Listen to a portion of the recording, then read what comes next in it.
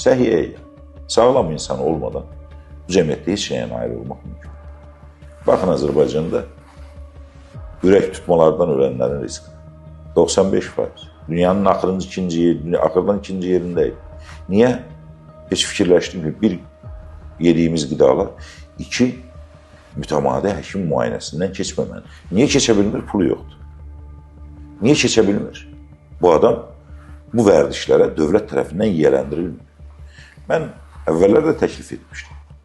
Diaqnostika mərkəzləri açınca ailə həkimləri institutu yaranır. Hər bir adamın kartotekası olsun. Ailə həkimləri mütəmadi ailəni ziyarət etsin və o kartotekanı doldursun. Bu uşaqlıqdan ta böyüyə qədər ki, bunun hansı xəstəlikləri var və hara müraciət etməlidir. Və sığorta elə bir həddə olmalıdır ki, o ailə həkiminin yazdığı mütləq sığorta qruplaşdırılmalıdır.